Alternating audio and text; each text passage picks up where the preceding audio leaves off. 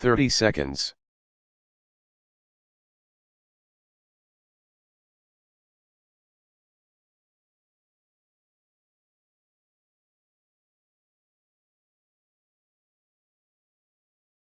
Fifteen seconds.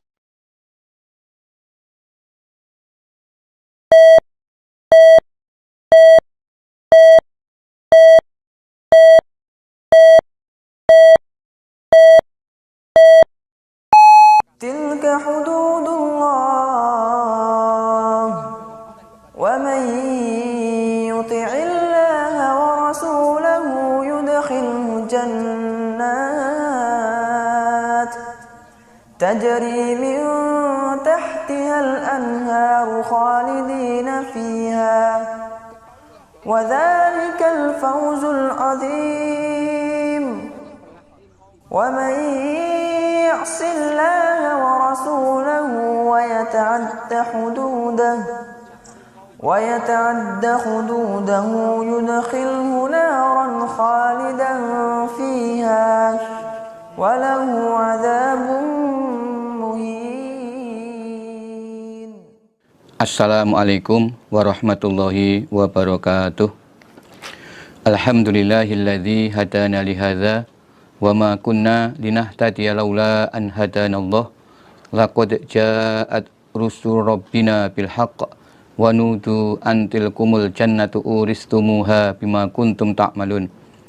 Asyhadu an la ilaha illallah wahdahu la syarikalah wa asyhadu anna Muhammadar Rasulullah sallallahu alaihi wasallam wa ala alihi wa ashabihi amma ba'du. Para bapak, para ibu, para saudara jamaah yang kami hormati, alhamdulillah kita senantiasa menghaturkan puji syukur kehadirat Allah Subhanahu wa taala atas semua nikmat yang Allah anugerahkan kepada kita, terutama atas nikmat Allah yang berupa hidayah, sehingga kita bisa melaksanakan kewajiban beribadah kepada Allah sesuai dengan perintah Allah dan tuntunan Rasulullah SAW. Kemudian kita juga bersyukur kepada semua perantara hidayah Allah, mulai dari Rasulullah SAW, para sahabat, tabi'in, tabi'inat tabi'in, ulama ussolihin. Kita ucapkan alhamdulillah, jazahumullahu khairah. Para bapak, para ibu, para saudara jamaah sekalian, alhamdulillah kita sudah mengaji beberapa kitab himpunan hadis. Kita sudah mengkaji kitab Sifatil Jannah wan Nar yang menerangkan keadaan surga dan neraka sebagai tempat kehidupan manusia yang kekal abadi. Disitulah kita akan hidup untuk selamanya. Dan di dalam kita melaksanakan kewajiban beribadah kepada Allah ini, tidak lain tujuan dan niat kita adalah berharap rahmat Allah atau surga Allah dan takut atau menghindar dari siksaan Allah atau neraka Allah. Yarjuna rahmatahu wa yakhafuna azabah. Kemudian kita juga sudah mengkaji beberapa kewajiban-kewajiban dalam agama Islam. Yang pertama tentu saja sholat 5 waktu. Kita mengkaji kitabus sholah, kemudian sholatun nawafil, tentang sholat-sholat sunnah, kemudian juga doa yang kita baca baik dalam waktu sepertiga malam bersamaan dengan sholat lail, ataupun doa-doa yang dibaca setelah sholat wajib, kemudian sampai sholat jenazah. Ya, kita selama hidup wajib mengerjakan sholat. Bila kita telah meninggal dunia, maka ada tuntunan bagi umat Islam untuk melaksanakan sholat jenazah, mendoakan kepada mayit yang telah berhasil menyelesaikan kewajibannya dengan disaksikan tetap dalam melaksanakan agamanya sampai akhir hayat. Kemudian kita mengkaji kewajiban puasa, khususnya puasa Ramadan dan puasa-puasa sunnah. Demikian juga dalam kitab Al-Haji dan Manasik kita sudah mengkaji hadis-hadis tentang pelaksanaan ibadah haji. Nah, saat ini kita akan mengkaji himpunan hadis Kitabul Ahkam, yaitu himpunan ini berisi beberapa dalil tentang hukum yang kita perlu ketahui di dalam agama Islam ini.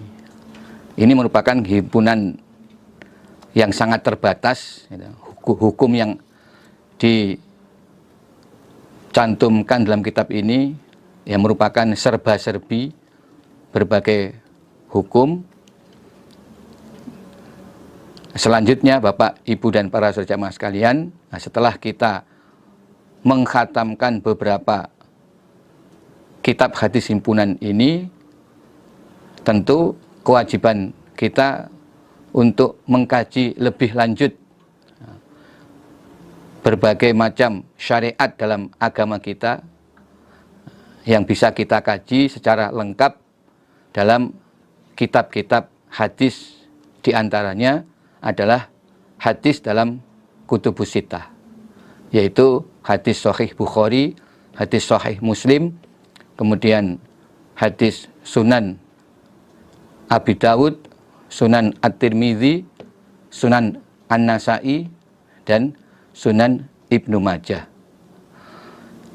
Nah, setidaknya kita bisa mengkaji, diawali dengan satu kitab hadis dari Kutubus Sittah, maka kita akan secara ringkas mengetahui garis besar apa syariat yang telah Allah berikan di dalam agama Islam ini. Nah, lebih baik lagi bila kita bisa mengkhatamkan hadis dalam Kutubus Sittah tersebut. Nah, demikian sehingga kita bisa lebih mempersungguh untuk melaksanakan kewajiban ibadah kita yang pertama, yaitu mengaji Al-Quran dan Al-Hadis. Nah, sebab mengaji ini kita perlukan sebagai syarat di dalam kita beramal. Allah berfirman, wala taqfu ma laisa laka bihi ilmun. Nah, demikian sebagai pembukaan, maka kita lanjutkan pengajian Kitabul Ahkam halaman 14. Bismillahirrahmanirrahim. Haddatsana Muhammad bin Katsir, akhbarana Sufyan an Abdul Malik ibni Umar, qala, berkata Abdul Malik, haddatsana Abdurrahman ibnu Abi Bakrah an Abih, dari bapaknya Abdurrahman, annahu, sesungguhnya bapak berarti Abi Bakrah, bapaknya Abdurrahman yaitu Abi Bakrah, kataba, berkirim surat. Siapa bapak atau Abi Bakrah? Ila ibnihi, kepada anaknya Abi Bakrah. Anaknya Abi Bakrah ini bernama Ubaidillah. Ubaidillah ibni Abi Bakrah yang menjadi qadhi atau juru hukum di Sijistan. wa kana ibnuhu Ubaidullah qadiyan bi Sijistan. Qala, berkata Abi Bakrah, di dalam suratnya Abi Bakrah mengatakan, qala, bersabda siapa? Rasulullah sallallahu alaihi wasallam, la yaqdi, tidak boleh menghukumi siapa al-hakamu, hakim, bainasnain, di antara dua orang, wahua, dalam keadaan dia hakim, ghadban, orang yang marah-marah atau emosi. Abu Bakrah menasihati putranya, yaitu Ubaidillah, yang menjadi hakim di Sijistan. Dia berkirim surat dengan menyampaikan hadis Rasulullah SAW yang berbunyi bahwa seorang hakim tidak boleh menghukumi di antara dua orang yang berperkara dalam keadaan hakim tersebut emosi. Jadi ketika hakim itu masih dalam keadaan emosi atau sebelumnya dia marah-marah karena sebab apapun, jadi pada waktu kondisi masih diliputi kemarahan, maka sebagai hakim dia tidak boleh untuk menyidangkan perkara dan memutuskan perkara. Karena apa? Karena orang dalam keadaan marah atau emosi, dia tidak bisa berpikir jernih. Sedangkan seorang hakim tugasnya adalah menemukan hukum yang adil. Nah, itu diperlukan kejernihan pikiran, di samping ilmu yang mumpuni, sehingga hakim tersebut bisa memutuskan hukum yang adil. Nah, ketika dia masih keadaan emosi, maka dilarang membuat keputusan. Jadi dia harus menunda persidangan sampai emosinya reda. Haddatsana Sa'id bin Amr al-Hadrami, haddatsana Ismail bin Ayyash, haddatsana Dhamdham bin Zur'ah, an Surah ibni Ubaid, an Jubair bin Nufair, wa Katsir bin Murrah, wa Amr bin Aswad, wal Miqdam ibni Ma'di Kariba, wa Abi Umamah an Nabi sallallahu alaihi wasallam. Qala, bersabda Nabi, innal amir, sesungguhnya seorang amir. Amir itu maknanya orang yang memerintah. Jadi orang yang memang diberi wewenang untuk memerintah disebut amir, atau imam, atau sultan. Idza batagha, ketika mencari siapa amir, aribata, pada keraguan-raguan, maksudnya kejelekan, finas, di kalangan manusia atau ru'yahnya, afsadahum, maka merusak siapa amir, hum, pada mereka, annas, atau ru'yah.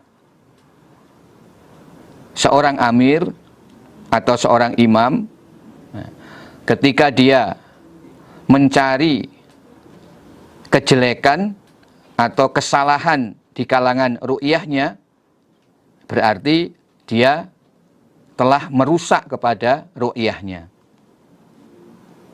Di seorang amir atau imam, kalau selalu berusaha mencari kejelekan atau kesalahan-kesalahan dari ru'yah, berarti amir tersebut justru merusak kepada ru'yah. Karena apa? Ya, sesungguhnya tidak ada manusia yang tidak pernah berbuat salah. Nah, ketika seorang manusia berbuat salah, kalau kesalahannya itu tidak diketahui banyak orang, atau Allah menutup kesalahannya, maka dia bisa memohon ampun kepada Allah, bertobat kepada Allah. Dan di kalangan sesama orang iman juga diperintahkan untuk menutup kesalahan saudaranya. Man sataro musliman satarohullahu yaumal qiyamah. Barang siapa yang menutup kesalahan saudara sesama Islam atau sama orang iman, maka nanti Allah akan menutup kesalahannya di hari kiamat. Dalam arti Allah akan mengampuni dosa-dosanya. Nah, maka kesalahan-kesalahan atau dosa-dosa pribadi ini tidak bisa sengaja dicari-cari atau disebarluaskan. Nah, cukuplah orang yang berbuat segera melaksanakan taubatnya kepada Allah. Ya, kecuali kalau memang kesalahan itu diketahui banyak orang, sehingga ya harus dilaporkan kepada imamnya atau qadhinya, juru hukumnya, untuk dihukumi. Nah, tetapi ketika tidak ada yang memberikan persaksian kemudian melaporkan kepada amir atau juru hukum tersebut, maka seorang amir tidak boleh secara pribadi langsung mencari-cari kesalahan dari ru'yahnya. Keadaan itu justru akan memberatkan ru'yah, menimbulkan keresahan dan juga kegaduhan, sehingga ya masing-masing pihak itu tidak bisa lancar di dalam melaksanakan kewajiban-kewajiban mereka.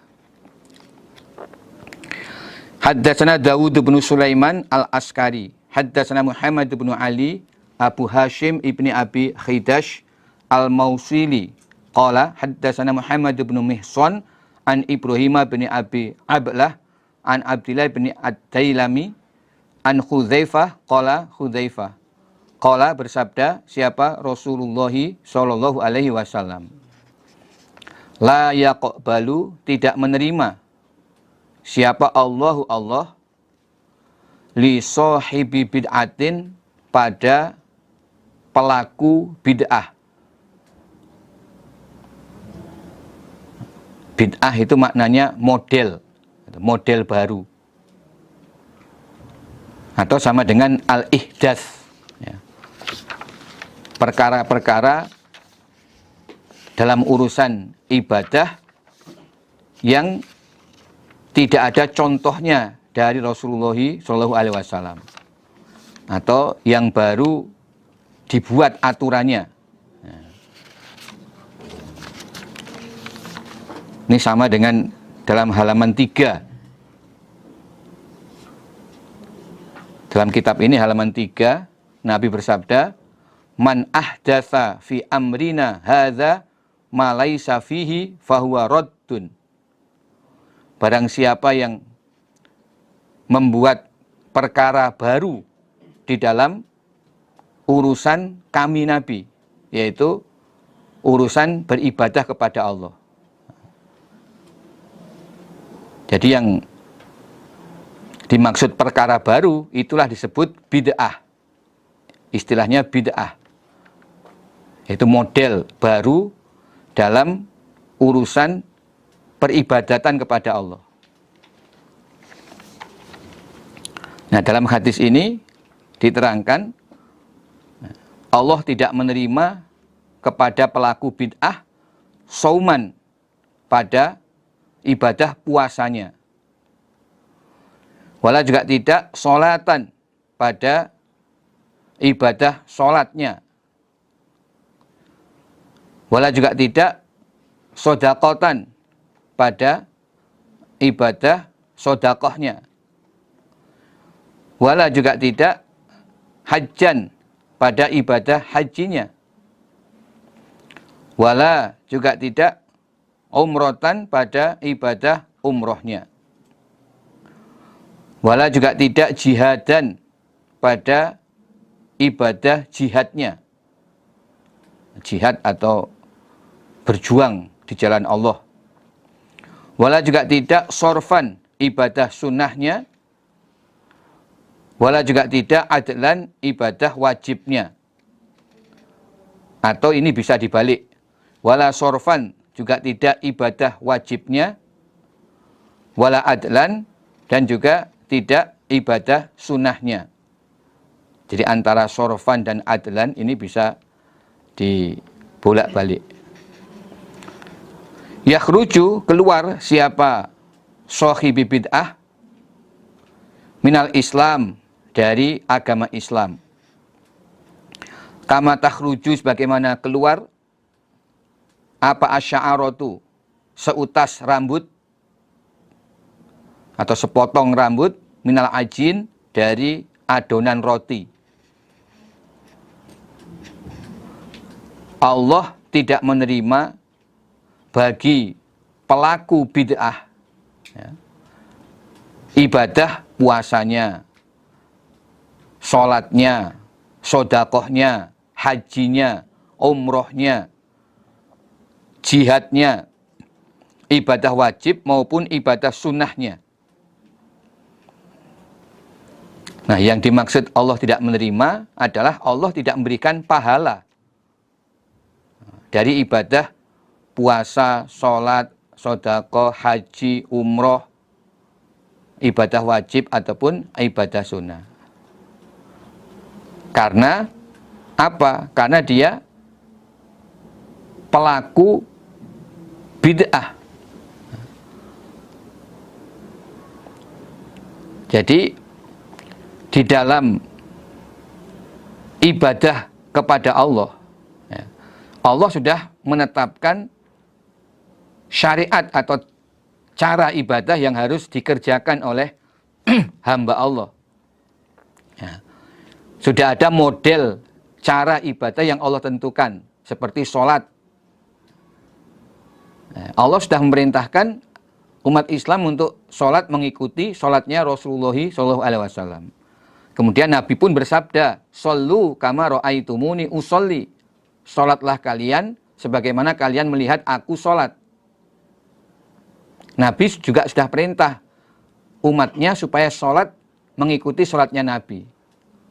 Maka ketika ada umat Islam yang membuat aturan dalam ibadah sholat di luar tuntunan Rasulullah SAW, itu disebut bid'ah. Itu dilarang oleh Allah. Maka Nabi bersabda, Allah tidak akan menerima pahala sholat orang tersebut. Demikian pula dalam ibadah puasanya, ibadah hajinya, ibadah umrohnya. Karena dalam urusan ibadah tersebut ya, harus benar-benar dilaksanakan secara mukhlis, sesuai perintah Allah dan tuntunan dari Rasulullah SAW. Bahkan Nabi lebih tegas menyatakan pelaku bid'ah itu dihukumi keluar dari agama Islam sebagaimana keluarnya seutas rambut dari adonan roti. Jadi ada seutas rambut dalam sebuah adonan roti. Kemudian kita tarik rambut tersebut, maka adonan roti yang menempel pada rambut itu sedikit demi sedikit akan jatuh sehingga rambut itu bersih, tidak ada bekas dari adonan roti sedikit pun yang menempel. Itu perumpamaan bagi pelaku bid'ah. Nah, dia berdasarkan hadis ini Nabi hukumi keluar dari Islam sehingga tidak ada bekas Islam dalam dirinya. Nah, sabda Nabi ini menunjukkan beratnya dosa pelaku bid'ah.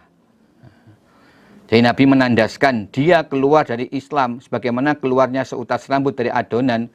Itu maksudnya menunjukkan beratnya dosa pelaku bid'ah.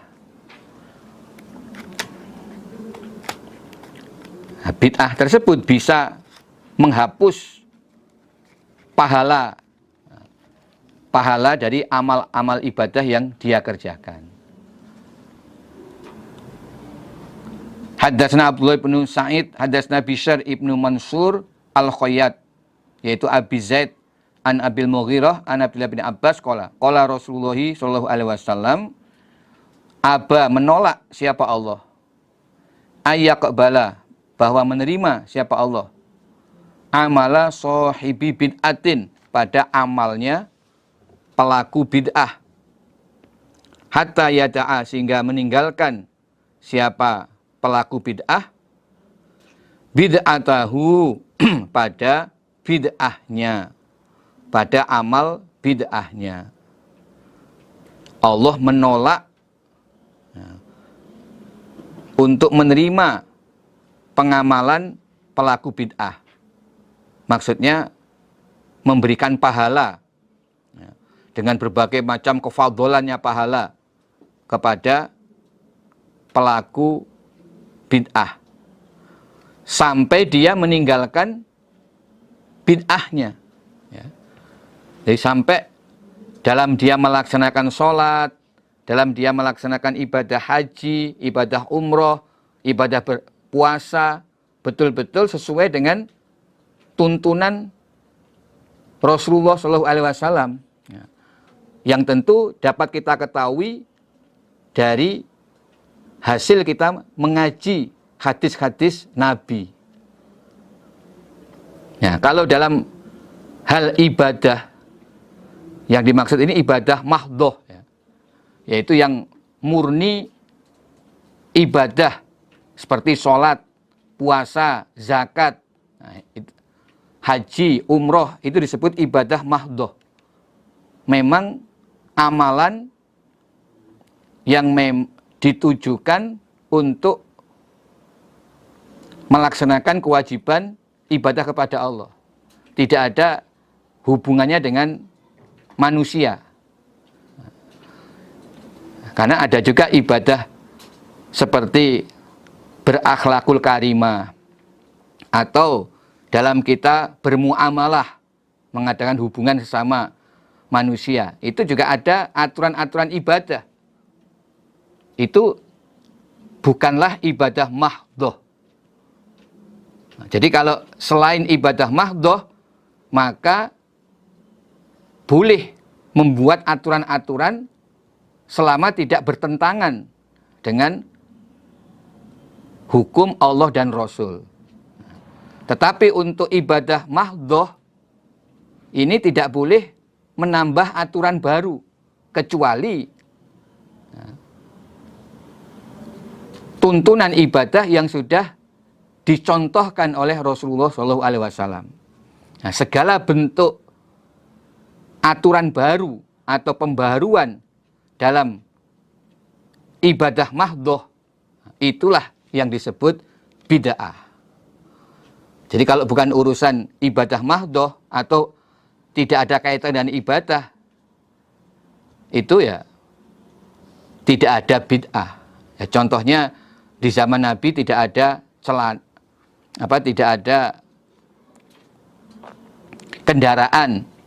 Nah, dulu kendaraannya berupa hewan, onta atau kuda. Sekarang ada kendaraan mobil, bahkan naik pesawat. Nah, itu bukan bid'ah namanya, karena itu tidak ada kaitan sama sekali dengan urusan ibadah. Atau dalam urusan ibadah tetapi bukan ibadah mahdhoh. Contohnya dalam bermuamalah, dalam aturan jual beli, dalam transaksi bisnis. Nah, kita dipersilakan membuat jenis transaksi yang tidak ada di zaman Nabi, selama jenis transaksi itu tidak bertentangan dengan hal-hal yang dilarang dalam bertransaksi. Nah, di antaranya ada 7 keharaman dalam bertransaksi. Nah, selama tidak melanggar 7 keharaman tersebut, maka boleh membuat aturan-aturan baru. Itu dalam urusan ibadah yang bukan ibadah mahdhah. Tetapi khusus ibadah mahdhah seperti sholat, berpuasa, haji, umroh, ini sudah Nabi batasi. Tidak boleh membuat bentuk-bentuk aturan yang dikerjakan, diniati sebagai ibadah untuk mengharapkan ridho Allah, pahala Allah. Lalu aturan itu tidak ada contohnya dari Rasulullah SAW. Nah, itulah bid'ah, itulah yang dilarang, yang Nabi sabdakan. Dengan mengerjakan bid'ah, maka bisa jadi ibadahnya itu tidak diterima oleh Allah. Maka berdasarkan sabda Nabi ini, ya, kita khawatir bahwa amal kita tidak diterima oleh Allah. Karena itu, nah, kita berusaha selalu beramal ibadah yang kita yakini bahwa amal ibadah kita ini sesuai dengan tuntunan Rasulullah SAW. Jangan sampai kita termasuk sebagai pelaku bid'ah. Karena itu, kita harus mengaji betul hadis-hadis dari Rasulullah SAW, bagaimana cara sholat sesuai sholatnya Rasulullah, bagaimana cara ibadah haji, ibadah umroh sesuai dengan haji dan umroh yang dikerjakan oleh Rasulullah SAW. Wa haddatsani an Malik an Atha ibni Abi Muslim Abdillah al-Khurasani qala Rasulullah SAW, tasafahu, berjabat tanganlah kalian, atau saling berjabat tanganlah kalian, yadhhab, maka akan hilang apa al-ghil, unek-unek jelek.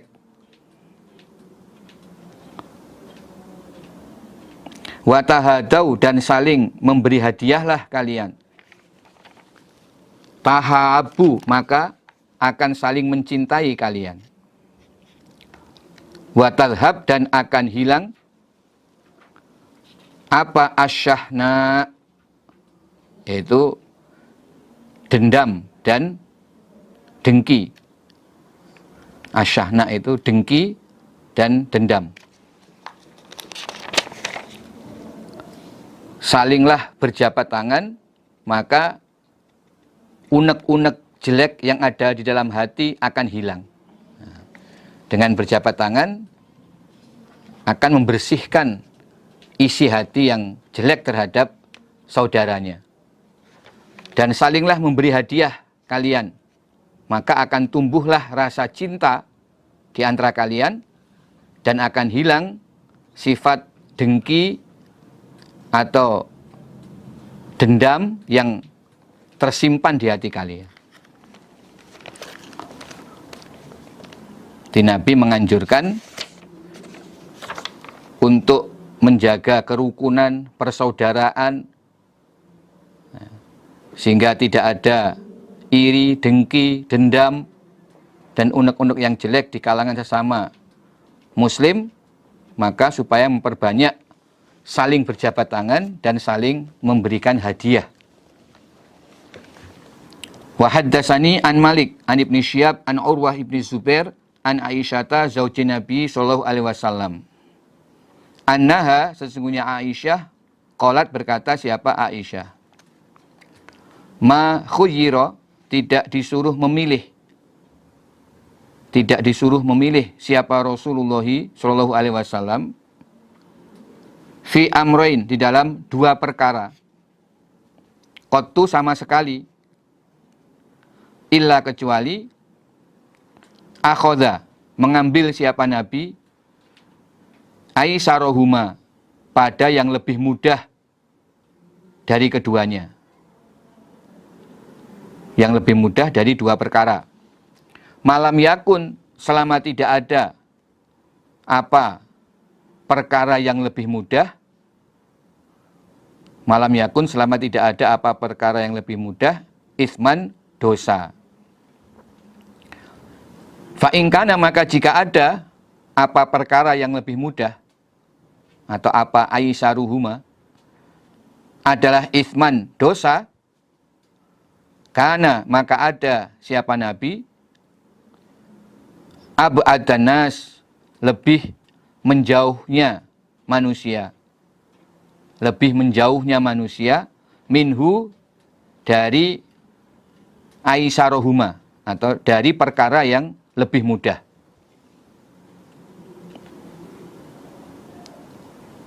Tidaklah Nabi disuruh memilih di antara dua perkara, kecuali Nabi memilih yang lebih mudah, selama perkara yang lebih mudah itu tidak dosa. Contohnya, di dalam keadaan musafir atau perjalanan, itu diperbolehkan tidak berpuasa. Jadi umpama di bulan Ramadan lalu melakukan perjalanan. Ini ada dua perkara. Boleh puasa, boleh tidak. Nah, Nabi memilih tidak berpuasa. Karena tidak berpuasa Ramadan dalam keadaan musafir itu diperbolehkan. Jadi berpuasa boleh, tidak puasa boleh. Nabi akan memilih yang lebih ringan, yaitu tidak berpuasa. Apalagi kalau memang perjalanannya memberatkan. Tetapi kalau perkara yang lebih ringan itu dosa, Nabi akan menjauhi perkara itu. Wa man taqama, dan tidaklah menyiksa siapa Rasulullah sallallahu alaihi wasallam li nafsihi, karena dirinya Nabi, illa, kecuali antun tahaka, dirusak apa hurmatullah, kehormatan Allah, maksudnya peraturan Allah atau hukum Allah. Fayantakimu, maka menyiksa atau menghukum siapa Nabi, lillah, karena Allah, biha, sebab hurmatullah atau sebab dirusaknya hurmatullah. Dan Nabi tidak menyiksa, maksudnya tidak membalas penganiayaan seseorang karena pribadi Nabi. Ketika ada seseorang, katakan, memukul diri Nabi, atau mungkin sekedar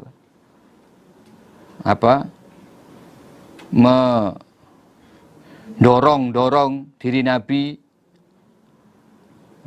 atau mencaci diri Nabi, Nabi tidak membalas untuk menuruti keinginan pribadi Nabi. Jadi Nabi ya sabar menerima itu. Nabi tidak membalas dengan menganiaya ketika Nabi dianiaya. Kecuali ketika hukum Allah dirusak. Ada orang melanggar hukum Allah, contohnya ada pencuri.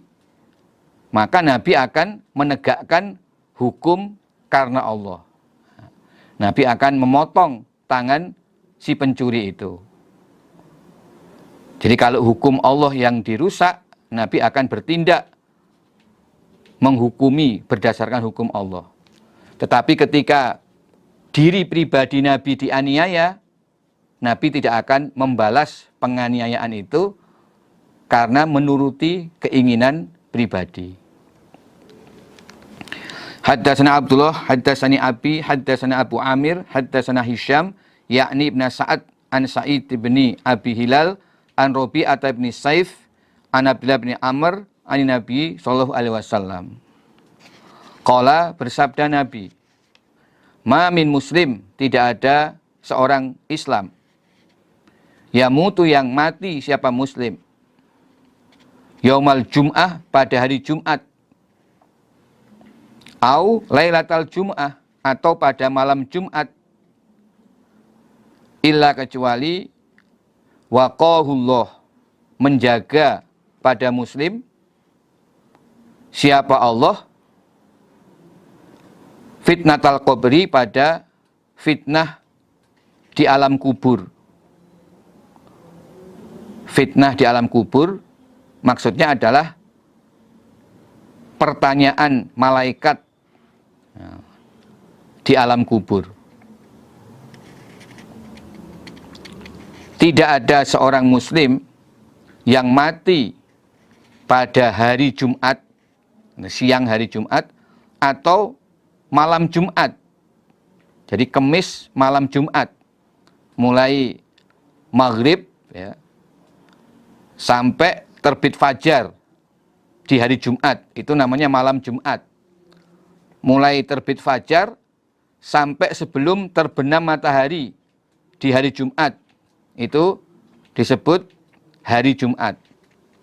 Nah, barang siapa yang mati dalam rentang waktu itu, ya, tidak lain kecuali Allah akan menjaga orang Islam tersebut dari beratnya menjawab pertanyaan malaikat di alam kubur. Jadi Allah akan menuntun seorang muslim tersebut untuk bisa benar di dalam menjawab pertanyaan-pertanyaan malaikat di alam kubur. Dia tidak sampai tergelincir dalam kesalahan atau kekeliruan menjawab pertanyaan-pertanyaan malaikat di alam kubur. Itulah kefadolannya orang Islam yang mati di siang hari Jumat atau di malam Jumat.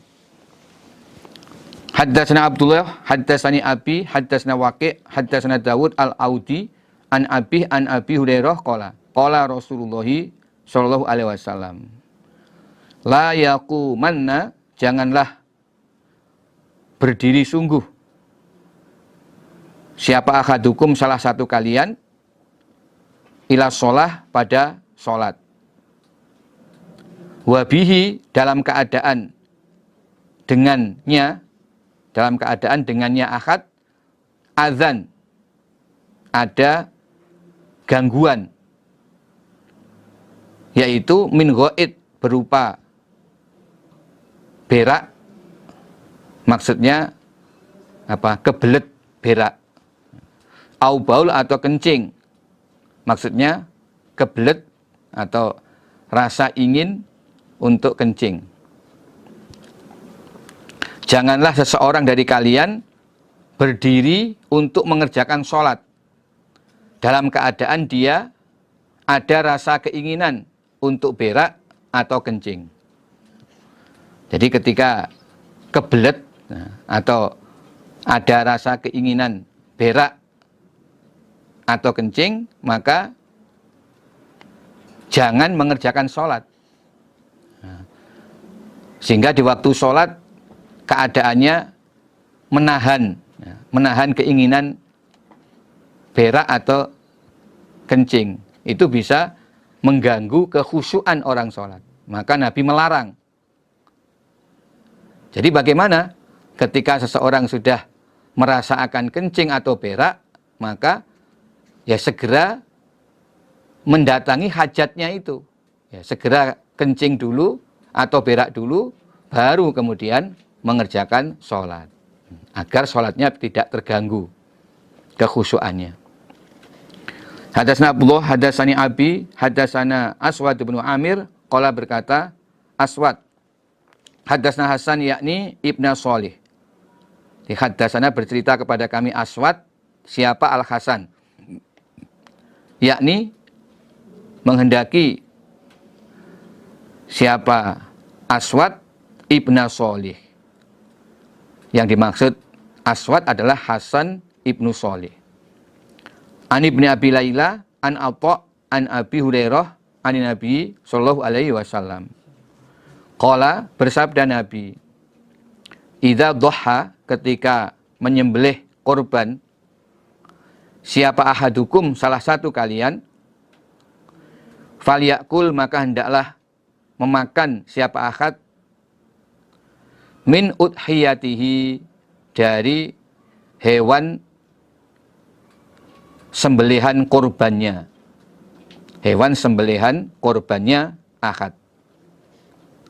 Nah, ketika seseorang menyembelih hewan korban, maka hendaklah dia makan dari daging hewan korbannya.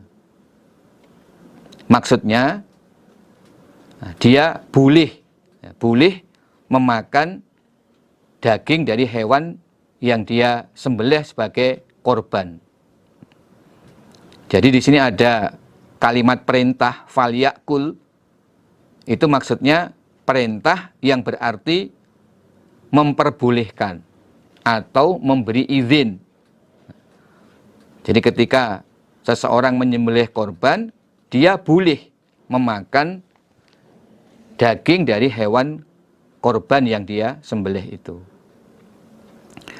Haddatsana Abdullah haddatsani Abi haddatsana Bahzun haddatsana Hammad bin Salamah an Abi Imran an Abi Hurairah anna rajulan syaka, melaporkan siapa rajul, ila Nabi, kepada Nabi sallallahu alaihi wasallam, qaswata qalbihi, pada kerasnya hatinya rajul. Ada seorang laki-laki lapor kepada Nabi tentang hatinya yang keras. Jadi dia merasa hatinya itu keras, tidak bisa lemah lembut, kasih sayang kepada orang lain, tapi kasar dan keras. Faqala, maka bersabda Nabi, imsah, mengusaplah engkau, ra'sal yatim, pada kepalanya anak yatim. Wa at'im, dan memberi makanlah engkau, al miskin, pada orang miskin. Jadi untuk menghilangkan kerasnya hati, sifat kerasnya hati, Nabi menganjurkan supaya sering mengusap kepala anak yatim dan sering memberi makan kepada orang miskin. Jadi banyak sedekah dan menyayangi anak yatim dengan mengusap-ngusap rambut kepalanya, itu akan bisa melunakkan hati, menumbuhkan rasa cinta dan sayang di dalam hati kepada orang lain. Wa qala Ibnu Abi Hatim, qara'a, membaca, alaiya, atasku, Ibnu Abi Hatim, siapa Yunus bin Abdil A'la. Akhbarona, memberi kabar kepada kami Yunus, siapa Ibnu Wahbin.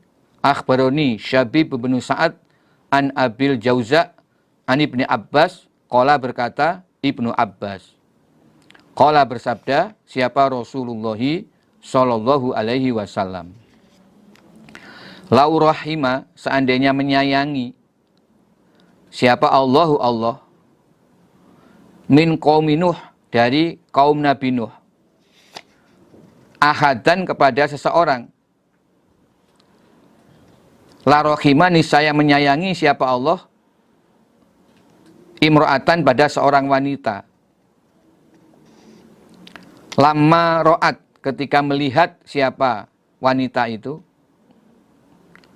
alma, pada air, yaitu air banjir, hamalat, maka menggendong dia wanita, waladaha, pada anaknya wanita itu. Summa sa'idat, kemudian naik siapa wanita? Al-jabala, pada gunung. Falamma balaghoha, ketika sampai pada gunung, apa alma, air, itu air banjir. Sa'idat, maka menaikkan siapa wanita? Bihi, dengan anak. Mangkibaha, pada pundaknya wanita itu. Falamma balagho, ketika telah sampai apa alma, air banjir. Mangkibaha, pada pundaknya wanita itu. Wadu'at, maka meletakkan siapa wanita? Waladaha, pada anaknya wanita. Ala roksiha, di atas kepalanya wanita. Falamma balagho, ketika telah sampai apa alma, air banjir. Roksaha, pada kepalanya wanita itu. Rofa'at, maka mengangkat siapa wanita? Waladaha, pada anaknya wanita. Biyadiha, dengan tangannya wanita. Falau rahimallah, maka seandainya menyayangi siapa Allah. Minhum, dari mereka kaum Nabi Nuh. Akhadan, pada seseorang. La rahima, niscaya menyayangi siapa Allah. Hadhil mar'ata, pada perempuan ini. Nabi bersabda, seandainya Allah berkenan memberi rahmat kepada seseorang dari kaum Nabi Nuh yang kafir, tentu Allah akan memberi rahmat kepada seorang wanita yang kafir dari kaum Nabi Nuh, yang ketika dia melihat air banjir, dia menggendong anaknya. Digendong di depan dada begini. Kemudian wanita itu naik ke gunung untuk menghindari banjir. Tetapi ketika air banjir juga sampai ke gunung, wanita tersebut mengangkat anaknya di atas pundak agar anaknya selamat dari genangan air banjir.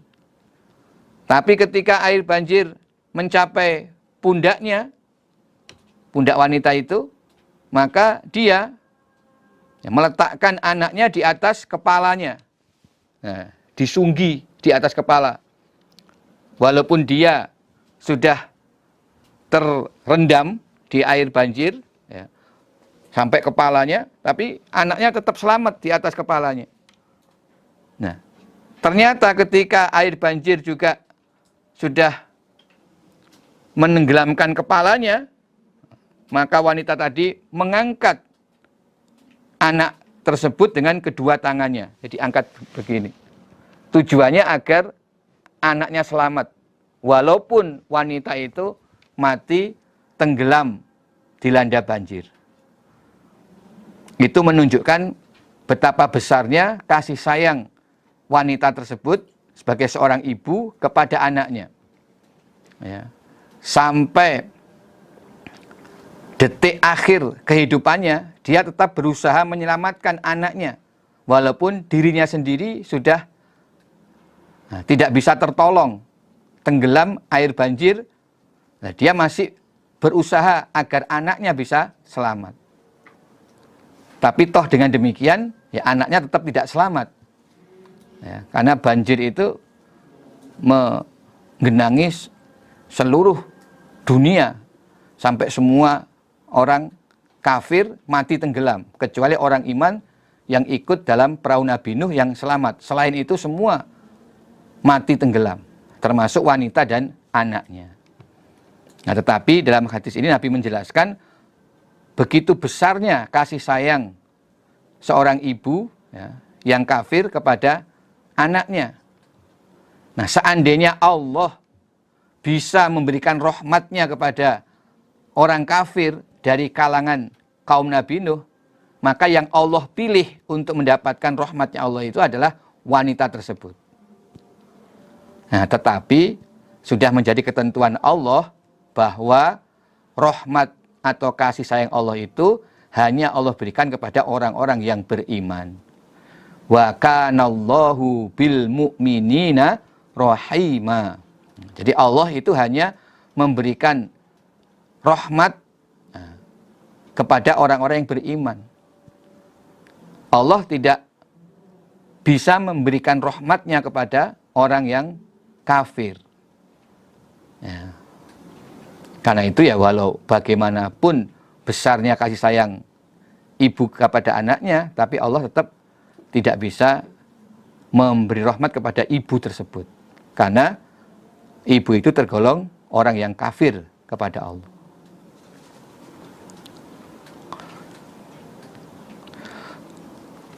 Nah, demikianlah dari hadis ini kita dapat mengetahui betapa berharganya keimanan yang Allah anugerahkan dalam hati kita. Jadi, iman kepada Allah, iman kepada para malaikat Allah, iman kepada kitab suci yang Allah turunkan. Nah, termasuk juga hadis Nabi, ini juga bagian dari wahyu Allah, walaupun bukan termasuk dalam kitab suci, tetapi juga bagian dari wahyu Allah yang wajib kita iman padanya sebagai bentuk iman kita kepada Allah. Juga iman kepada para rasul, para nabi, iman kepada hari akhir, dan iman kepada qadar. Nah, kemudian iman itu dibuktikan dengan kita menjalankan kewajiban-kewajiban yang sudah Allah tentukan berdasarkan syariat. Dimulai dari kewajiban sholat 5 waktu, puasa Ramadan, zakat, ibadah haji bagi yang telah mampu sekali dalam seumur hidup, dan masih banyak kewajiban-kewajiban Allah yang lain yang perlu kita ketahui dengan cara kita mengkaji Al-Quran dan Al-Hadis. Sehingga dengan menjalankan kewajiban-kewajiban itulah bentuk wujud dari keimanan yang ada dalam hati kita. Nah, dengan iman itu maka Allah akan memberi rahmat atau kasih sayangnya kepada kita, baik di dunia sampai di akhirat. Nah, adapun ketika kita tidak mendapatkan hidayah berupa iman ini, maka ya kita akan kehilangan kesempatan mendapatkan rahmat Allah, kasih sayang Allah di dunia sampai di akhirat. Ya.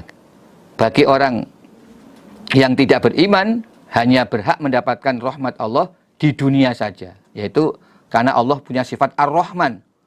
Tetapi untuk rahmat Allah di akhirat khusus Allah berikan kepada orang-orang yang beriman.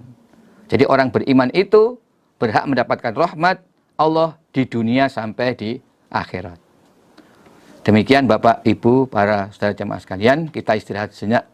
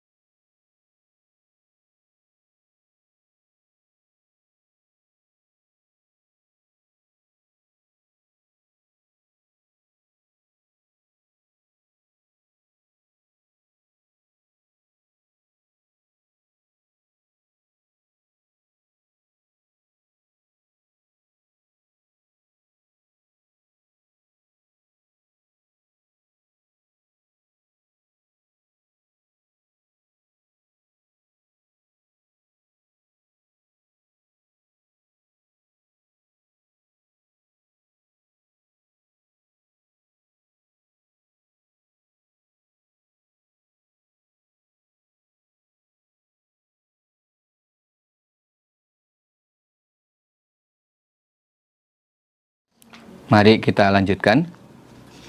Bismillahirrahmanirrahim. Haddatsana Yazid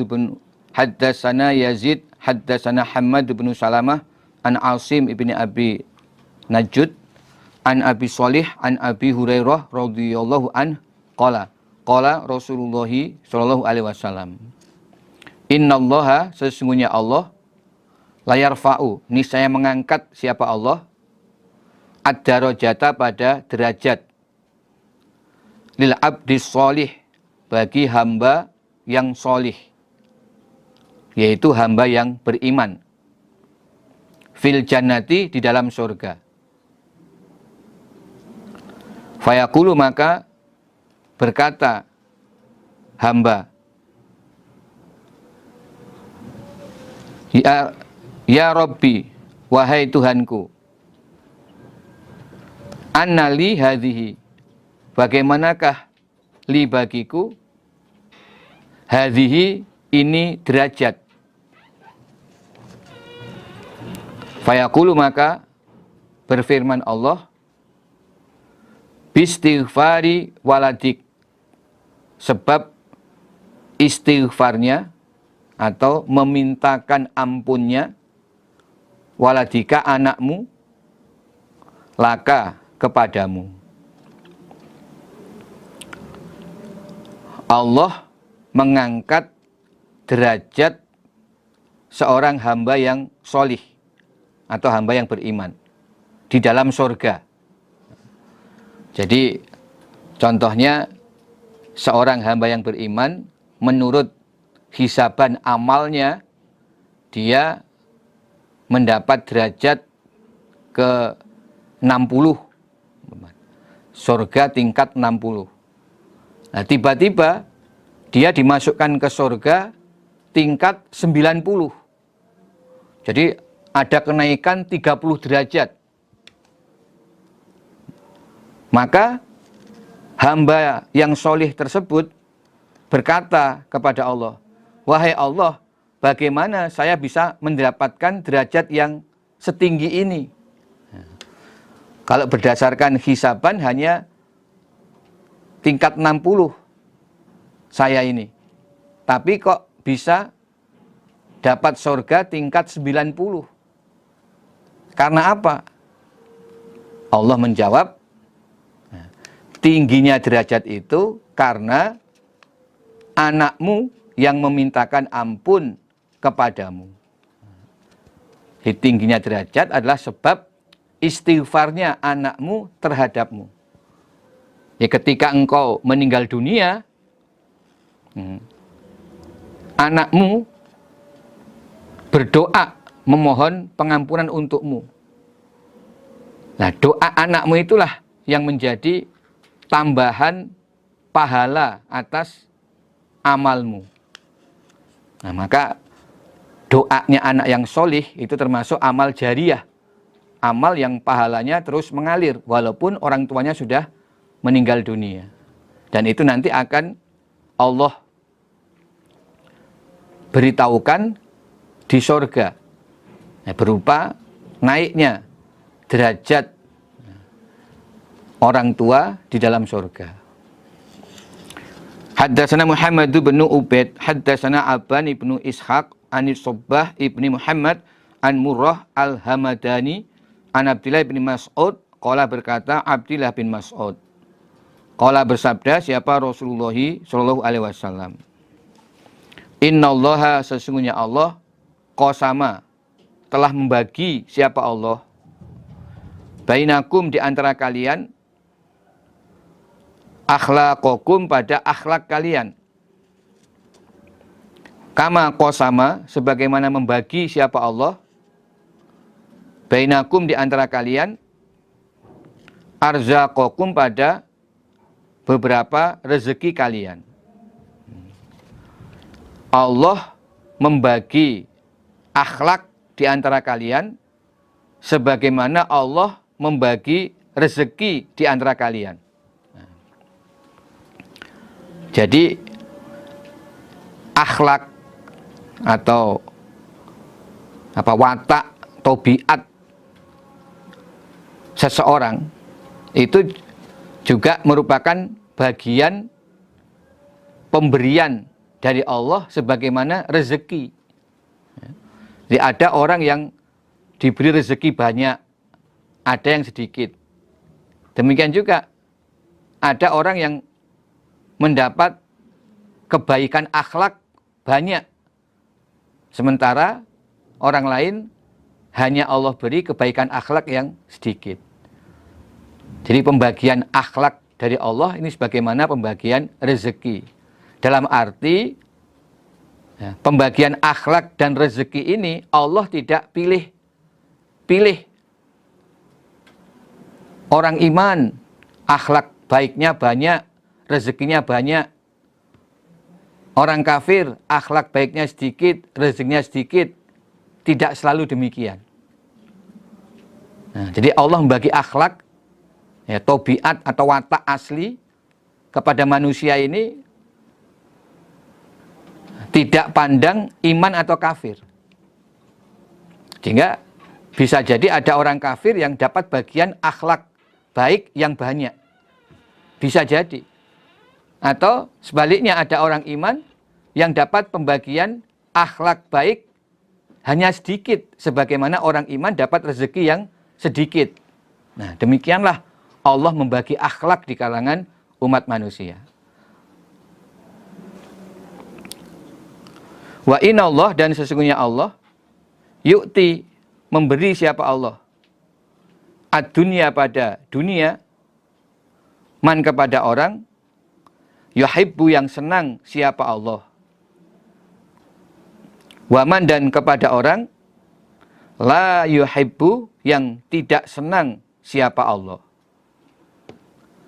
Dan Allah memberikan nikmat keduniaan berupa harta atau kesehatan, pangkat, termasuk rezeki,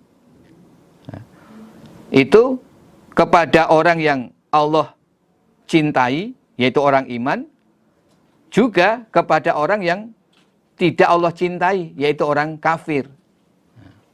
Jadi Allah tidak pilih-pilih atau memandang ini orang iman atau kafir. Semua Allah beri bagian dari nikmat-nikmat kehidupan dunia. Wala yu'ti, dan tidak memberi siapa Allah ad-din, pada agama, illa, kecuali, man, kepada orang, ahabba, yang cinta siapa Allah.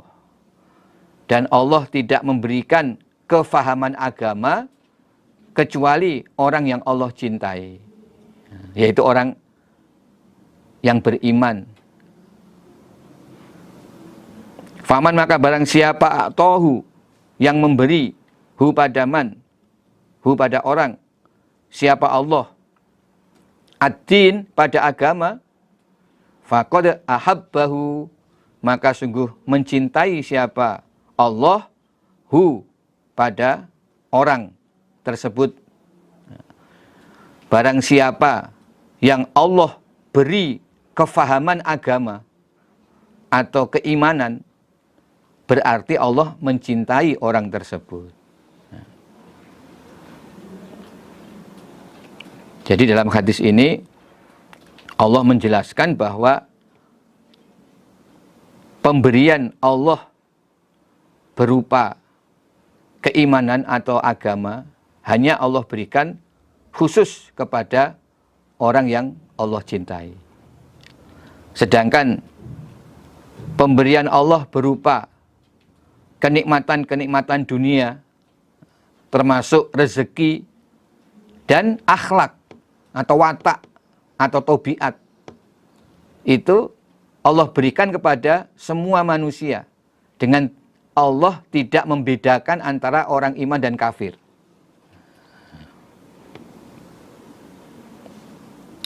Jadi akhlak atau tobiat itu juga bagian dari rezeki.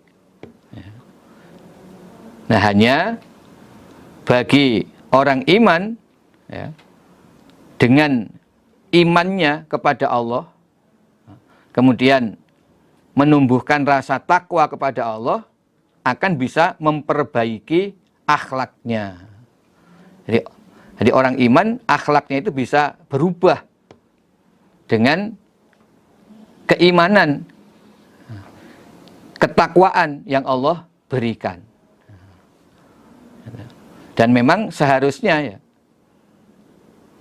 orang iman menerapkan akhlakul karimah itu atas dasar keimanan dan niat untuk mencari pahala. Jadi bukan sekedar menerapkan akhlak, tabiat semata.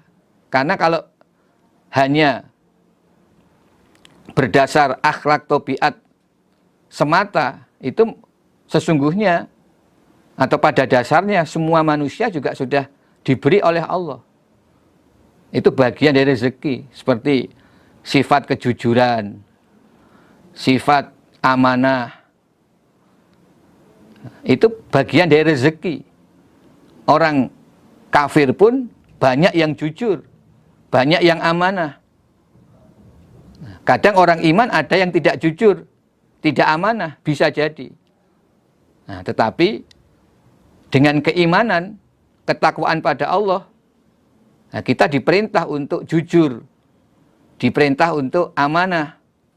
Nah, sehingga orang yang dicintai oleh Allah, dijadikan orang yang beriman dan bertakwa, dia akan bisa merubah akhlaknya atas dasar iman dan niat mencari pahala. Sehingga ketika dia mempraktekkan akhlak karimah itu menjadi bagian dari ibadahnya kepada Allah. Jadi ketika menerapkan akhlak itu diniati mencari pahala atas dasar iman, atas dasar mentaati perintah Allah, mengikuti tuntunan Rasulullah SAW. Laqad kana lakum fi Rasulillah uswatun hasanah. Nah, itulah yang sudah kita kaji dalam Kitabul Adab. Nah, jadi akhlak adab bagi orang iman itu bagian dari ibadah. Tapi sungguhnya akhlak adab itu juga sudah Allah bagikan kepada semua manusia. Sama dengan Allah bagi rezeki. Nah, yang Allah berikan sebagai pemberian istimewa hanya kepada orang yang Allah cintai, itu adalah berupa keimanan atau kefahaman agama. Maka bersyukurlah orang yang telah mendapatkan hidayah berupa iman dan faham agama. Berarti Allah mencintai orang tersebut. Haddatsana Abu Bakar ibnu Abi Syaibah wa Ali ibnu Muhammad wa Ishaq ibnu Ibrahim bin Habib qalu, berkata mereka para rawi, yaitu Abu Bakar, Ali dan Ishaq.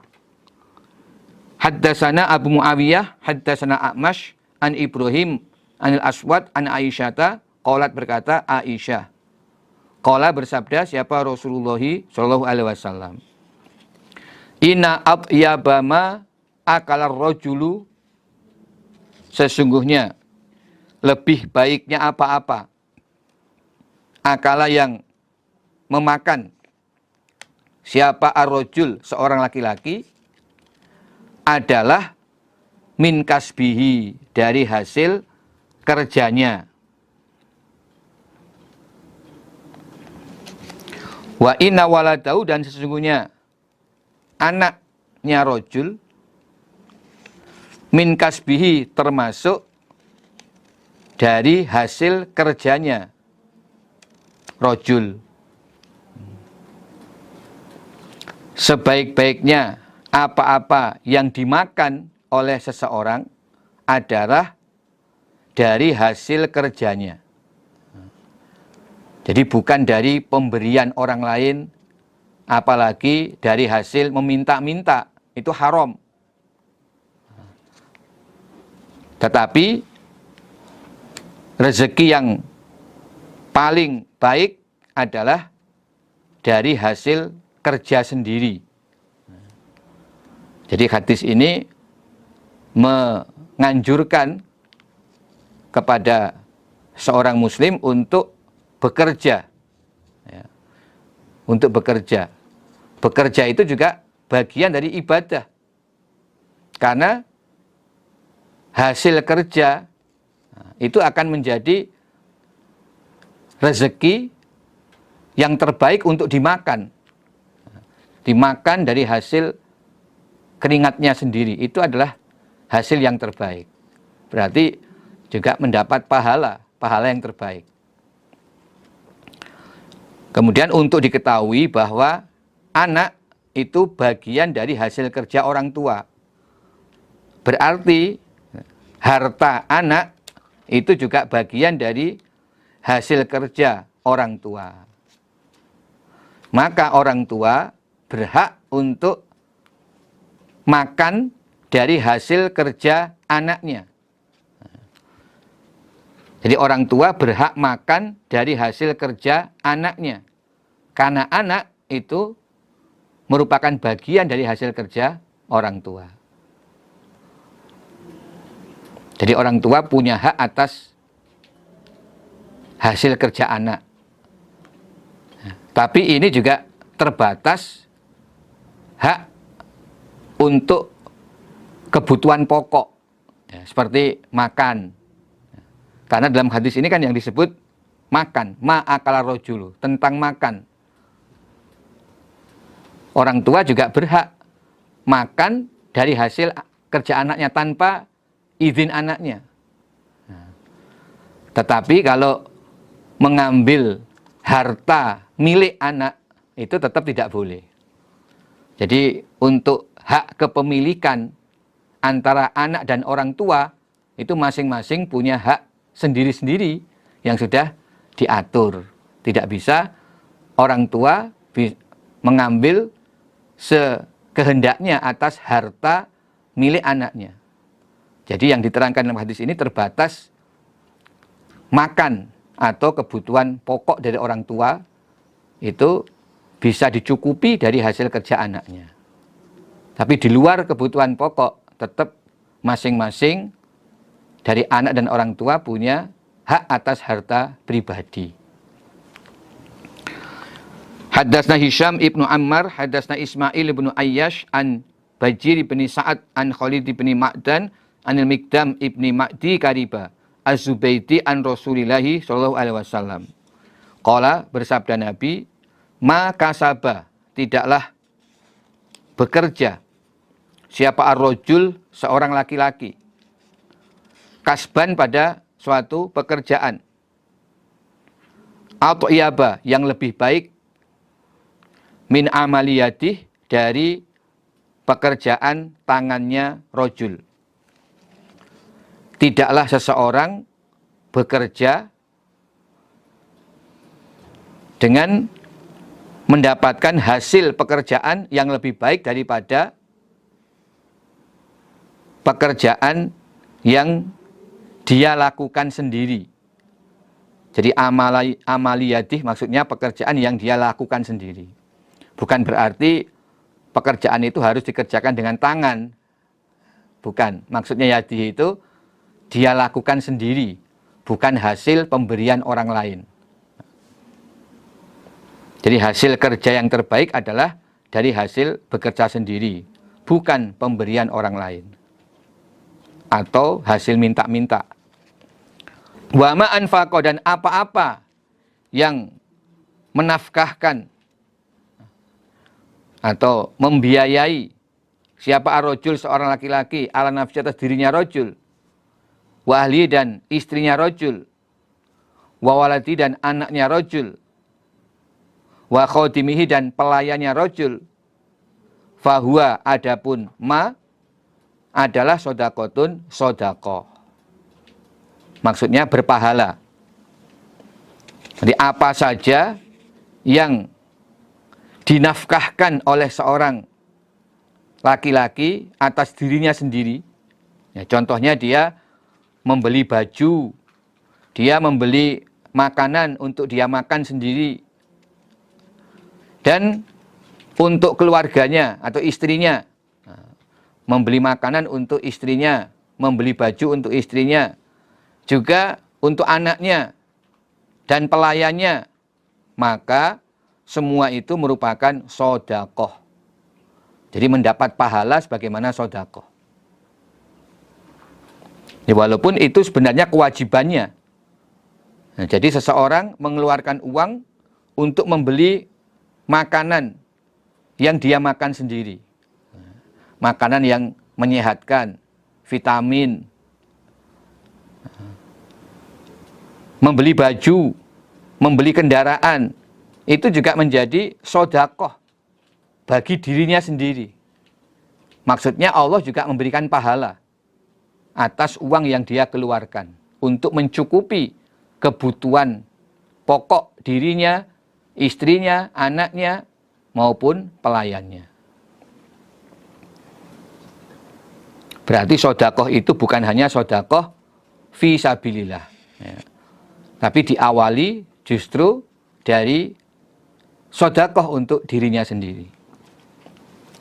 Haddatsna Hisham bin Ammar, haddatsna Ismail ibnu Ayyash, an Umarah ibni Ghaziyah, an Rabi'ah ibni Abi Abdurrahman, an Abdul Malik ibni Sa'id al-Ansari, an Abi Humaid as-Sa'idi, qala Rasulullah sallallahu alaihi wasallam, ajmilu, memperbaikilah kalian, fi tolabid dunia, di dalam mencari dunia, maksudnya rezeki di dunia. Fa inna kullan, maka sesungguhnya tiap-tiap orang, muyassarun, dimudahkan, lima khuliqalah, pada apa-apa, khuliqa, yang diciptakan, siapa kullan, siapa orang, lahu, pada ma, atau lima pada apa-apa, khuliqa, yang diciptakan apa ma, lahu, bagi kulan, tiap-tiap orang. Bisa dibalik. Jadi berbuat baiklah kalian di dalam mencari rezeki dunia. Maksudnya carilah rezeki dengan cara yang halal. Jangan mencari rezeki dengan cara yang haram. Karena setiap orang sudah dimudahkan pada qadar rezekinya. Jadi walaupun berusaha untuk mencari rezeki sebanyak-banyaknya, sampai berani menerjang keharaman, kalau memang qadarnya hanya mendapat sedikit, ya rezekinya tetap sedikit.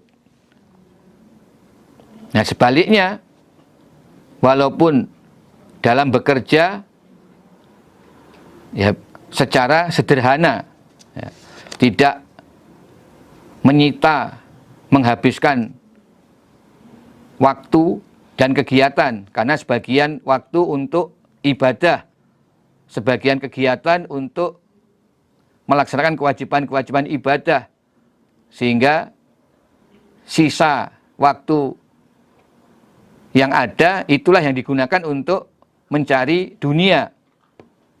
Lalu di dalam mencari dunia pun juga membatasi diri dengan hanya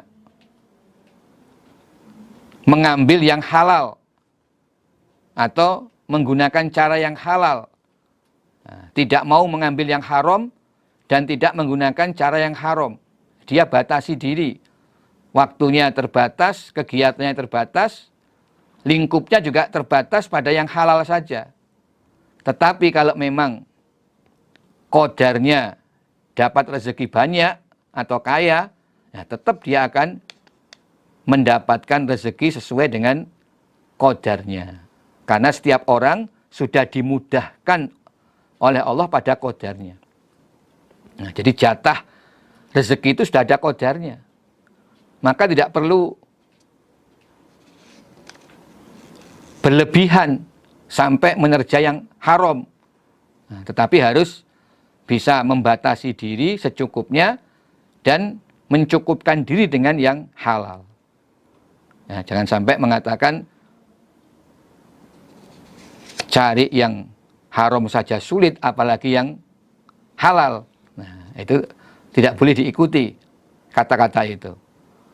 Sebagai orang iman tetap harus bertahan, mencukupkan diri dengan mencari rezeki yang halal, dengan cara yang halal, dengan tetap tidak meninggalkan kewajiban ibadah.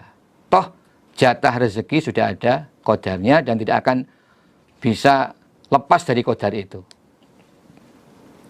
Haddatsana Ismail bin Bihram, haddatsana Hasan bin Muhammad bin Utsman, zauju binti Sya'bi, suami dari anak perempuannya Sya'bi. Haddatsana Sufyan anil A'mash ana Yazid Ar-Raqashi an Anas Malikin qala Rasulullah sallallahu alaihi wasallam, a'dhamun nas, lebih besarnya manusia apanya, hamman, cita-citanya, adalah al-mu'minu, orang iman, alladzi yang yahumu, bercita-cita siapa mukmin, bi amri dunyahu, dengan perkara dunianya mukmin, wa amri akhiratihi, dan perkara akhiratnya mukmin. Manusia yang paling besar cita-citanya adalah orang iman yang bercita-cita sukses urusan dunianya dan sukses urusan akhiratnya. Di manusia yang paling besar cita-citanya itu adalah orang iman. Karena apa? Orang iman itu punya cita-cita sukses urusan dunia dan akhirat. Kalau selain orang iman, cita-citanya hanya untuk sukses keduniaan saja. Tidak bercita-cita sukses akhiratnya. Maka sebenarnya manusia yang cita-citanya paling besar itu orang iman. Ya. Sebab orang iman selain bercita-cita sukses dunia, juga tujuan utamanya justru sukses di akhirat. Jadi ini menjelaskan orang iman itu adalah manusia yang cita-citanya paling besar. Nah kemudian dalam praktek untuk bisa sukses dunia akhirat, caranya adalah dengan mengutamakan urusan akhirat. Itu kuncinya. Bukan berarti dua cita-cita ini berjalan seimbang. Itu tidak bisa. Tidak bisa. Nah, jadi dalam praktek untuk bisa sukses dunia akhirat, caranya adalah mengutamakan sukses akhirat. Sehingga nanti dunianya secara otomatis atau dengan sendirinya akan ikut sukses. Sebab bagi orang iman, sukses dunia itu adalah manakala bisa memanfaatkan keduniaan ini untuk sukses di akhirat. Jadi tidak ada artinya sukses di dunia ketika akhiratnya tidak sukses. Dan tidak bisa seseorang sukses akhiratnya tanpa melalui kehidupan di dunia. Haddatsana Abu Bakr bin Abi Syaibah, haddatsana Khalid bin Makhlad, haddatsana Abdullah bin Sulaiman an Mu'adz bin Abdillah bin Hubaib an Abih an Amih, dari bapaknya Mu'adz dari pamannya Mu'adz. Qala berkata pamannya Mu'adz, kuna ada kami fi majlis, dalam suatu majlis. Majlis itu ya orang-orang yang sedang duduk berkumpul. Faja'a, maka datang siapa an-nabiyyu, Nabi sallallahu alaihi wasallam. Wa ala roksi, dan atas kepala Nabi atharuma, bekas air. Nabi datang dalam keadaan rambut kepala beliau basah dan air yang membasahi rambut masih terlihat, bahkan menetes. Faqala maka berkata lahu kepada Nabi, siapa ba'duna sebagian kami, para sahabat. Naroka melihat kami pada engkau Nabi, al-yauma pada hari ini, thayyiban nafs, senangnya hati. Nabi, kami melihat engkau di hari ini, hati engkau kelihatannya kok senang atau kelihatan bahagia. Faqala Nabi, ajal, ya, walhamdulillah, dan segala puji bagi Allah. Ya, memang hari ini saya bergembira. Suma afadha, kemudian membicarakan siapa al-qaumu kaum fi zikril ghina, di dalam menyebutkan tentang kaya. Nah, kemudian para sahabat masuk dalam pembicaraan tentang kekayaan. Faqala Nabi, la ba'sa, tidak bahaya, bil ghina, dengan kaya. Limanit taqa, bagi orang yang bertakwa. Siapa orang? Jadi kekayaan tidak membahayakan bagi orang yang bertakwa. Jadi selagi orang itu bertakwa kepada Allah, maka seberapa banyak Allah memberi dia kekayaan itu tidak membahayakan dirinya. Bahkan justru bisa menambah manfaat dan barokah dari kekayaan itu. Wasihah, adapun kesehatan, limanitaqo, bagi orang yang bertakwa, khairun, lebih baik, minal ghina, daripada kekayaan. Dan sesungguhnya kesehatan bagi orang yang bertakwa lebih bermanfaat daripada kekayaan. Jadi kesehatan itu lebih bermanfaat daripada kekayaan bagi orang yang bertakwa. Sebab walaupun dia kaya, tetapi ketika sakit, ya kekayaannya juga kurang bisa dia manfaatkan. Wa tibu nafsi, dan senangnya hati, minan naim, termasuk beberapa kenikmatan. Nah, hati yang senang, gembira, itu termasuk bagian dari berbagai macam nikmat. Maksudnya, ketika seseorang di suatu saat diberi hatinya merasa senang gembira, itu wajib disyukuri, karena itu juga bagian dari nikmat. Jadi nikmat Allah bukan hanya berupa harta atau kesehatan, tetapi hati yang senang atau sehat secara kejiwaan, itu juga nikmat yang besar. Bukan hanya sehat fisik, bukan hanya kekayaan. Kadang ada orang kaya, fisiknya sehat, nah, tetapi hatinya susah, itu juga menderita. Nah, sebaliknya ada yang hartanya sedikit, sakit kondisinya, tetapi tetap bisa merasa senang karena hatinya gembira. Jadi kegembiraan itu juga bagian dari nikmat yang Allah berikan.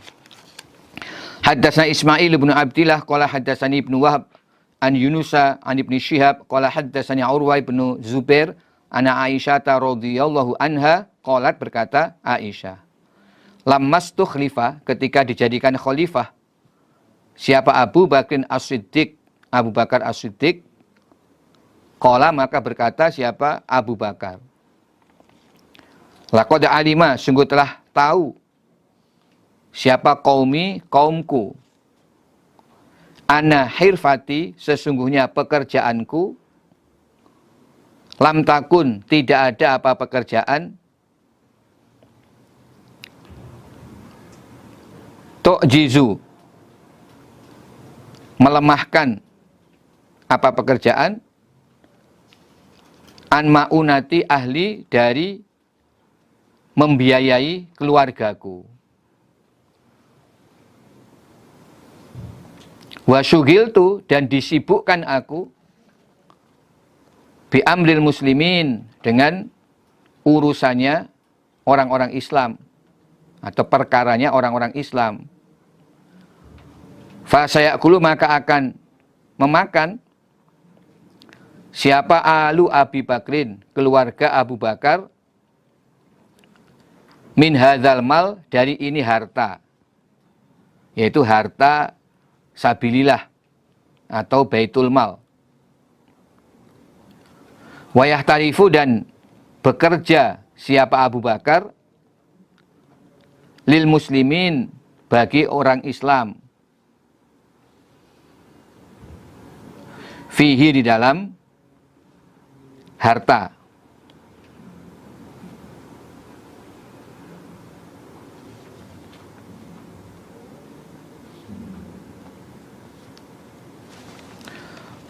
Jadi ketika Abu Bakar As-Siddiq radhiyallahu anhu dijadikan sebagai khalifah, beliau berkhutbah atau berkata, kaumku telah mengetahui bahwa pekerjaanku dulu sebelum jadi khalifah tidaklah lemah dari membiayai kebutuhan keluargaku. Jadi dulu sebelum saya diangkat sebagai khalifah, saya punya pekerjaan yang cukup untuk membiayai kebutuhan keluarga. Di Abu Bakar termasuk saudagar, pedagang yang cukup kaya. Tetapi setelah saya diangkat sebagai khalifah, saya disibukkan mengurusi perkaranya kaum muslimin. Jadi sebagian besar waktu dan kegiatan untuk mengurusi urusan kaum muslimin, sehingga tidak sempat bekerja lagi, tidak sempat mengelola usaha pribadi, karena sudah disibukkan dengan mengurus perkaranya kaum muslimin. Karena itu, keluarga Abu Bakar akan makan dari harta sabilillah ini. Nah, itulah yang diucapkan oleh Abu Bakar setelah dijadikan khalifah. Nah, dengan demikian, wayah tarifu lil muslimin fih, berarti Abu Bakar bekerja untuk kaum muslimin di dalam harta sabilillah yang dia ambil untuk mencukupi kebutuhan keluarganya atau untuk membiayai keluarganya. Jadi ucapan Khalifah Abu Bakar itu sampai pada kalimat min hadzal mal, titik. Kemudian wayah tarifu lil muslimin fih, itu keterangan. Maksudnya dengan demikian berarti Abu Bakar bekerja untuk kaum muslimin dan dia mendapatkan upah dari uang sabilillah sesuai dengan kadar pekerjaannya mengurus kaum muslimin. Dengan upah dari uang sabilillah itu, dia mencukupi kebutuhan keluarganya. Itu maksudnya. Jadi Abu Bakar mengambil harta sabilillah bukan tanpa hak, tetapi dia mengambil sebagai ganti upah kerjanya. Kalau dulu dia bisa bekerja secara pribadi, sekarang tidak bisa. Nah, dia bekerja untuk mengurusi urusan kaum muslimin, maka sebagai upah sesuai dengan kadar kerjanya tersebut, nah, keluarganya memakan dari harta sabilillah. Jadi itu halal ya untuk khalifah dan orang-orang yang memang bergerak untuk mengurusi urusan fi sabilillah. Haddatsana Ibrahim bin Musa akhbarana Isa an Tsaur an Khalid ibni Ma'dan anil Miqdam radhiyallahu anhu an Rasulillah sallallahu alaihi wasallam. Qala, bersabda Nabi, ma'akala tidak makan siapa ahadun seseorang to'aman pada makanan qattu sama sekali khairon yang lebih baik min ayakula daripada makan siapa ahad min amaliyatihi dari pekerjaan tangannya ahad. Tidaklah seseorang makan makanan yang lebih baik daripada dia makan dari hasil kerjanya sendiri, bukan dari hasil minta-minta atau pemberian orang lain. Wa inna Nabi Allah, dan sesungguhnya Nabi Allah Dawud alaihissalam, Nabi Daud alaihissalam, karena ada siapa Nabi Daud, yakulu makan siapa Nabi Daud, min amaliyatih dari pekerjaan tangannya sendiri. Nabi Daud alaihissalam juga makan dari hasil kerjanya sendiri. Ya, di antaranya pada waktu masih remaja Nabi Daud menggembala. Jadi pada waktu Nabi Daud membunuh Jalut itu keadaannya masih sebagai penggembala. Nah, kemudian setelah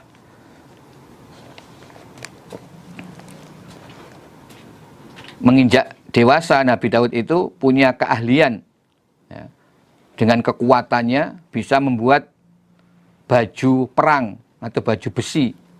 Dengan kekuatan tangannya bisa membengkok-bengkokkan besi, lalu dia buat baju untuk digunakan sebagai baju perang. Itu juga termasuk pekerjaannya. Haddatsana Yahya bin Musa, haddatsana Abdul Razzaq, akhbarana Ma'mar an Hammam bin Munabbih, haddatsana Abu Hurairah an Rasulillah sallallahu alaihi wasallam, anna Dawud alaihi salam, sesungguhnya Nabi Dawud alaihi salam, karena ada siapa Nabi Dawud, la yakulu tidak makan siapa Nabi Dawud, ila min amaliyatih kecuali dari pekerjaan tangannya sendiri. Maksudnya Nabi Daud makan dari hasil kerjanya sendiri. Di antaranya menggembala atau membuat baju besi. Haddatsana Yahya bin Bukair, haddatsana Lais an Uqail an Ibnu Syihab an Abi Ubaid maula Abdurrahman ibni Auf, anahu sesungguhnya Abi Ubaid. Maula itu bekas budaknya Abdurrahman bin Auf. Sami'a mendengar siapa Abi Ubaid, Abu Hurairah kepada Abu Hurairah radhiyallahu anhu. Yaqulu berkata Abu Hurairah, qala bersabda siapa Rasulullah sallallahu alaihi wasallam, la ayyah tatiba, niscaya mencari kayu bakar, siapa ahadukum salah seorang kalian, huzmatan pada sebongkok atau seikat kayu bakar, ala dhori di atas punggungnya, khairun adalah lebih baik, min ayas ala daripada minta-minta siapa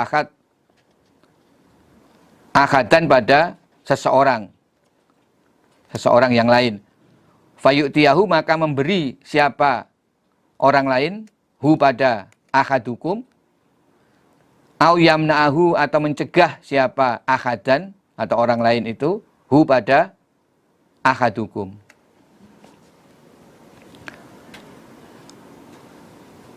Seseorang dari kalian mencari kayu bakar, kemudian memikul seikat kayu bakar di atas punggungnya, adalah lebih baik baginya daripada dia meminta-minta kepada orang lain. Nah, ketika dia meminta-minta kepada orang lain, terkadang orang lain itu memberi kepadanya, atau terkadang juga tidak memberi. Jadi kalau minta-minta itu ada dua kemungkinan. Berhasil diberi, atau bisa juga ditolak permintaannya, tidak diberi. Itu kalau minta-minta. Tetapi kalau bekerja, walau dengan mencari kayu bakar, itu pasti dapat hasilnya. Berapapun hasilnya, itu masih lebih baik daripada hasil minta-minta yang belum pasti. Hadatsna Muhammad bin Yahya, hadatsna Muhammad bin Abdillah al-Khuzai wal Hajjat wal Haitsam bin Jamil qalu, berkata mereka, Muhammad, Hajjat dan Haitsam, hadatsna Ahmad an Thabit an Abi Rafi' an Abi Hurairah anna Rasulullah sallallahu alaihi wasallam qala, bersabda Nabi, karena ada siapa Zakaria, Nabi Zakaria adalah najjaron, tukang kayu. Nah, Nabi Zakaria itu profesinya adalah tukang kayu. Berarti juga bekerja dan mendapatkan hasil kerja. Kemudian makan dari hasil kerjanya sendiri. Para bapak, para ibu, para saudara jamaah yang kami hormati, demikianlah pengajian kita pada malam hari ini, beberapa hadis tentang berbagai hukum. Ya, semoga Allah memberikan manfaat dan barokah. Alhamdulillah, jazahumullahu khaira. Alhamdulillah, jazakumullahu khaira. Kurang lebihnya kami mohon maaf yang sebesar-besarnya. Wassalamualaikum warahmatullahi wabarakatuh. تلك حدود الله ومن يطع الله ورسوله يدخله جنات تجري من تحتها الأنهار خالدين فيها وذلك الفوز العظيم ومن يعص الله ورسوله ويتعد حدوده يدخله نارا خالدا فيها وله عذاب